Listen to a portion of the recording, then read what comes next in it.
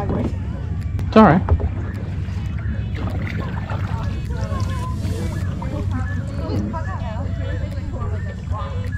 Oh, there's still more people. They just Yeah, the girls are coming. the last group just came.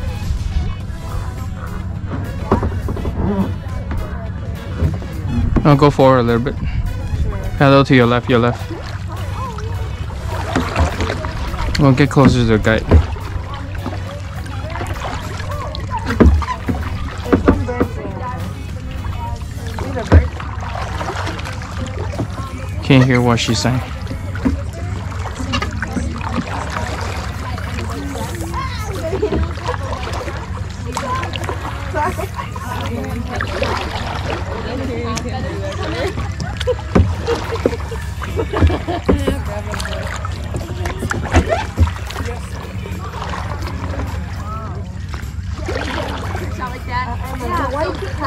I'm gonna go forward a little bit. Don't produce that oil that makes that water makes their feathers. That's why when birds are fixing their feathers, we call it preening. They're putting that oil on them. They don't make that. That's because if they have that oil, it traps air bubbles in their feathers and stuff like that, which typically keeps a bird warm in the water. So the reason why they typically preen is to keep their body warm by trapping air in their feathers. But the cormorant loves to dive and swim, and if they trap air, they're going to float. In order to dive deeper, they don't want that oil so they can trap water in their feathers. Yeah, it's pretty fucking nice. Yeah, what bird are those? So the big one is the magnificent frigate bird. The smaller one is the double-crested cormorant. So he's drying his feathers out right now. He went for a swim. Trying to warm back up. So you'll commonly see them when they're out do this little scarecrow thing to dry out their feathers. That's the one that I was talking about with the preen, where they don't have that oil. So they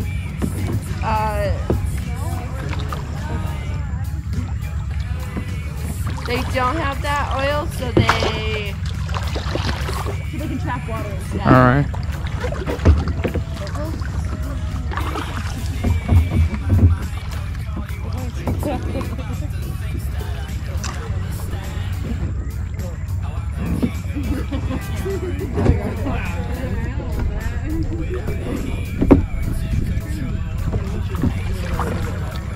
What? You can really hear all that sound of the different birds. Now you've got things like the eagles back there hearing the double-crested cormorant will make a croaking sound. There's the magnificent frigate birds. We also have some seahawks or ospreys. They're a bird of prey. Did you see the bird taking off? Let's go a little bit because they're close enough. So we're out at the Mangrove system. This is a nursery system. A lot of little baby fish like to hang out here. A lot of birds like to hang out here. Even baby sharks. A lot of moms will come here to pup because it's nice shallow water and the babies can go and hide in the roots if they need to. The other thing is that the current's really low. Hey guys, we're gonna stay in one group and I'm gonna try to stay out in front.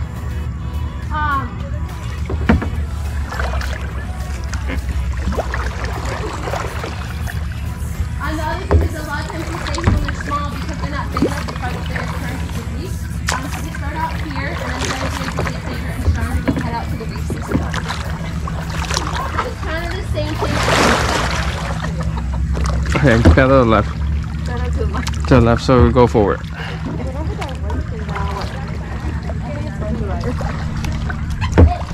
is, with all that white stuff is from the birds. Because they are in this really salty water, they have to get rid of all that extra salt. So it's really basically concentrated uric acid that they just have to get rid of. No one really wants that much salt.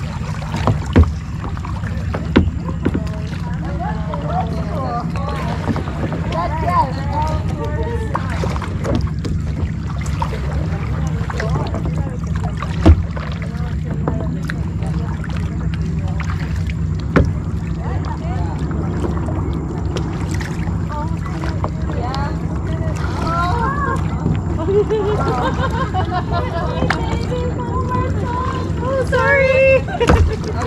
So you guys form a train there, like a little train. Oh, you made it. I'm so proud of you. I'm so proud of you guys. I've never seen them do this in my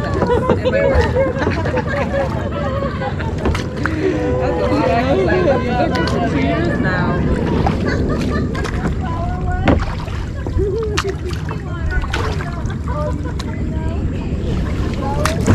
Gary's doing all the work.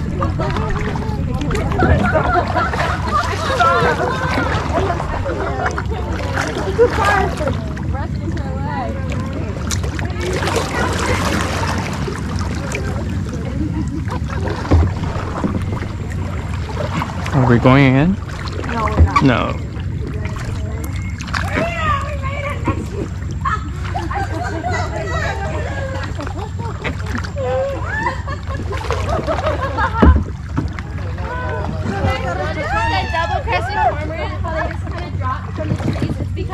Because they're so well adapted to the water, they're not the best flyers. So they're super heavy and they're super dense. They weigh like 4 to 5 pounds and only have about a 4.5 foot wingspan. And so that's like a 1-to-1 ratio, where most birds are going to have a longer wingspan than like the amount that they weigh. And that helps them stay in flight a lot better. These birds do migrate down. We actually have about 50 different No problem. So they are freshwater birds, but they are also coastal birds. So the ones in the Great Lakes are a little bit bigger usually. It's the same species, but they can be bigger so they can migrate down and make some of the longer flights.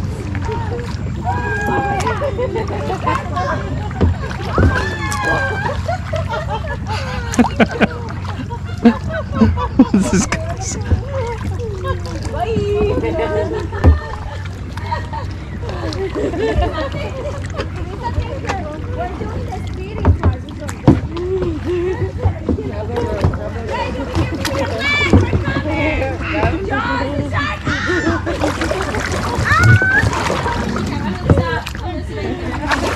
oops.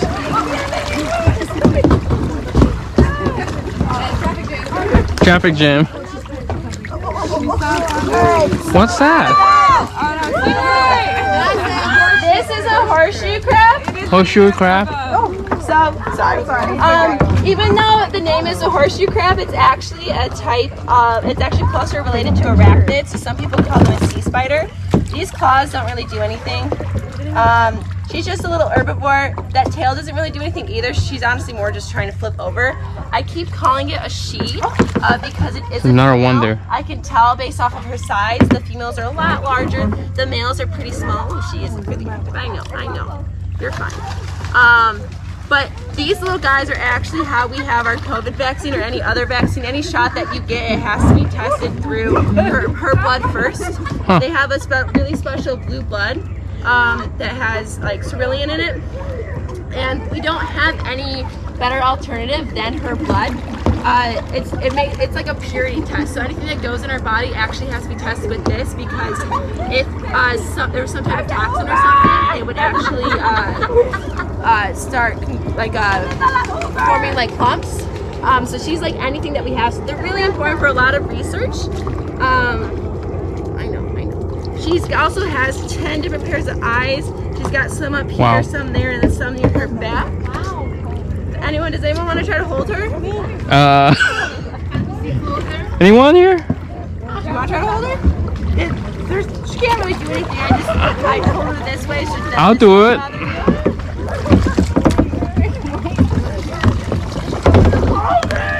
Just hold the bottom, right? Yeah, just hold the bottom. And what do they feed on? They are detritivores, so they eat a bunch of dead stuff. Look at this guy. Careful with that. It's like a stingray, right? Much farther. No, that's actually. It will stab you? No, it's not even Alright. for defense. It's not for offense or anything like that. It's just so she can flip herself. Yeah. So if she gets flipped, she just goes like that a bunch of times until Simba. Alright, who's next?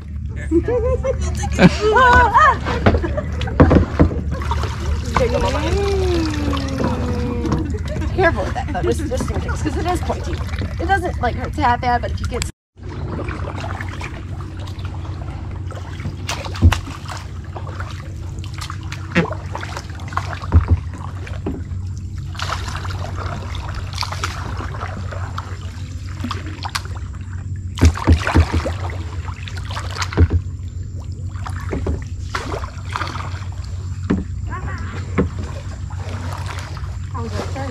you don't have to even pre-turn. I was just doing it so I can talk to everyone. So we call these little areas green rooms or hurricane holes. Green rooms. Here's that cormorant. green rooms just because you're encased in the green hurricane holes, because if you say you were caught out at the sea when there's a big storm and you somehow managed to find a mangrove, you could come tuck your boat in here and it would be really calm. You'd probably stay out with your boat and weather the storm in here. The mangroves can take up to about 180 mile-per-hour winds and withstand that. They stop a lot of our wind action and our wave action. So much so that we actually wouldn't have Key West if it wasn't for our mangroves. We would have been washed over by storms a while ago. So they stop a lot of the flooding, the storm surges, and they also help protect us against coastal erosion. So I'm sure a lot of people have heard about Florida going under every so often, and the mangroves are one of our biggest fighting chances for that not to happen. So they're really important. They are protected in Florida. You can't even like prune them back too much. Like you can do like a few centimeters a year. If someone catches you doing too much more, they'll call and you can get heavily fined. Part of that is because, I mean, if you want beachfront property where you have these mangroves and you're cutting down mangroves, you're not going to have that property anymore because it's going to get washed over. That's how much they help. And a lot of people are trying to use them in conjunction with seawalls, because this is way cheaper than constructing the seawall, where the seawall you have to like maintain, build. So a lot on the East Coast, they have to do that, where we can kind of focus on maintaining these systems and helping them. You kind of just see like how thick it kind of gets. And, like it's just like trees and roots. It's one of the reasons why we say we can't get out, because you can't really fight through that. You'd be damaging a lot of trees, probably falling. It's also really mucky, swampy water, because this is low tide. All over that's dark, it's going to be covered with water during high tides. So like most of this would just be like really skinny sticks sticking out. So you'd be like falling through the water if you try to get through here. Is that grass, like the green? So those are like those are roots starting to pop down. We have these things called propagals on the trees. They're kind of like seedlings. They drop down like that and they start growing either way. So it's not a grass. It is part of the mangrove. It's part of like their little baby systems. Yeah. So there's no grass that we would think of in here. Most of the grass is the seagrass out a little bit farther. Yeah. Typically we'd have like, if you've like kept looking, you'd probably be able to find some black mangroves. The black mangroves, because of the red mangroves are constantly getting rid of the salt, they actually have to be their most salt tolerant mangrove, and they'll get rid of salt through the back of their leaves. Like you could like lick it, like pick up the leaf and like lick it and you'll see all the salt and taste it. These ones are doing it in the water. Which is kind of cool to see. Yeah.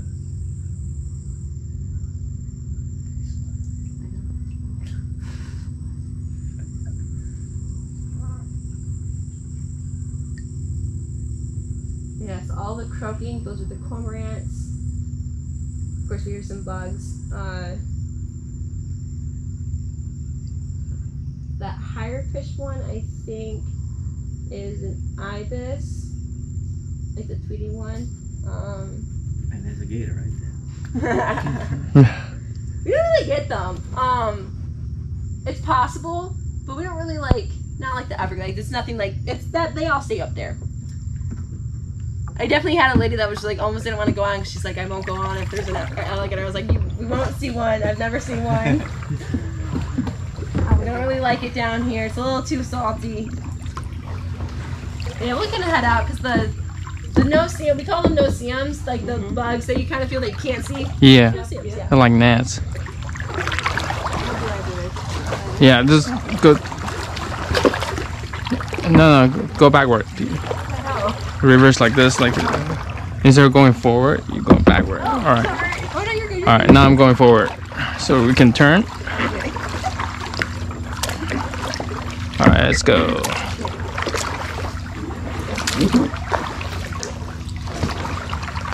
we'll go left for a little bit longer. We won't be able to make it around the key, but check out some other areas.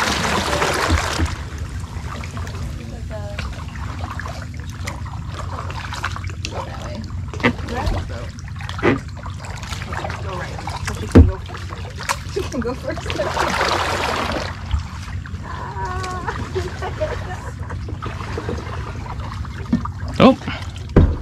got a call?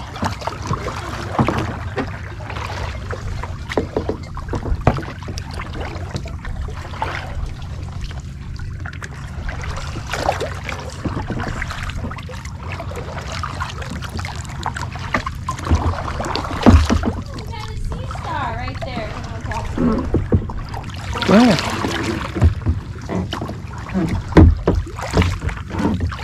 You see it? Yeah. Oh, there's a black one. Well, we also have these like that. So these ones from jellyfish, they're called upside down jellyfish, Cassia skin jellyfish. A lot of times you find them at the bottom with their bells on the bottom. They actually have, the reason why they're upside down and like their bells are on the bottom of the ground is inside their tentacles they actually have algae. And the algae has a symbiotic relationship with them. They are photosynthesizing and creating sugars that the jellyfish is feeding off of.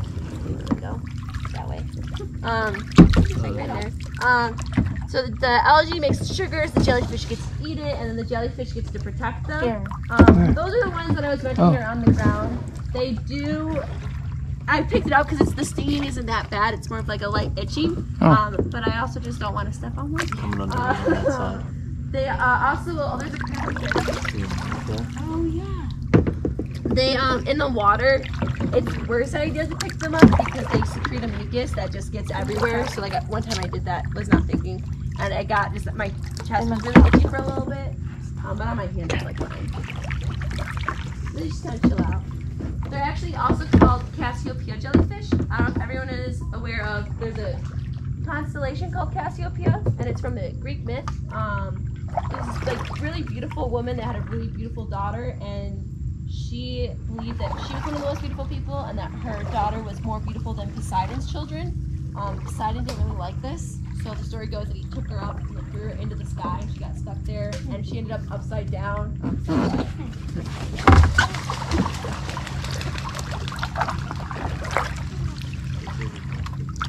Some could say she was jelly of Poseidon's daughter.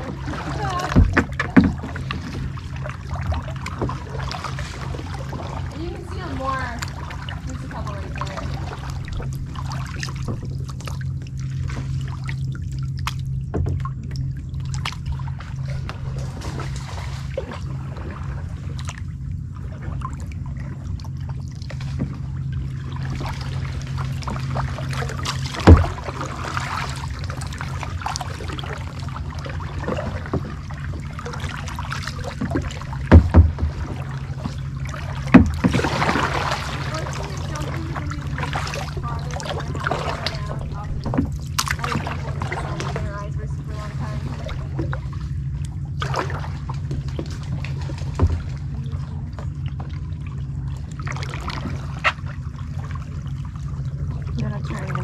Okay. Oops.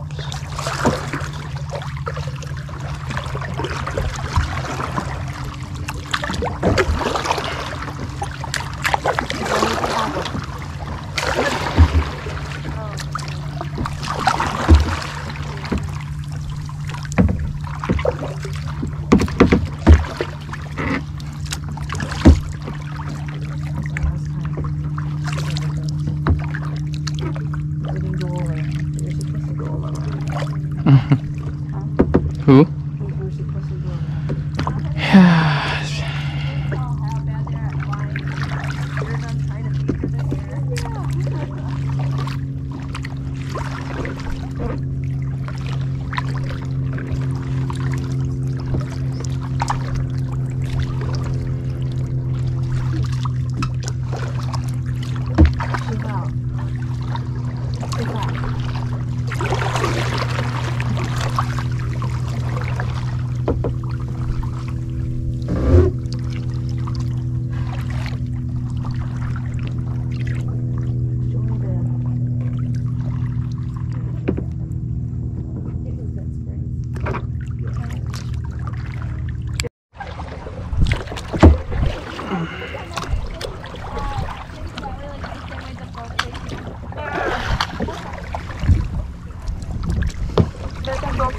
All right.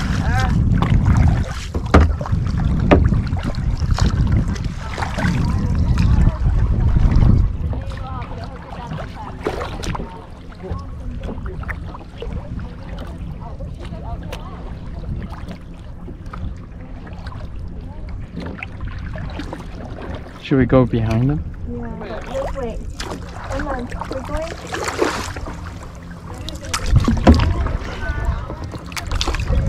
Can you hold? Just wait.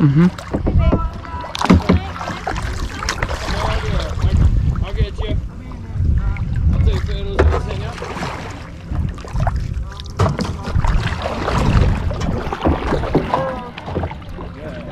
I'll take that. I'll take that.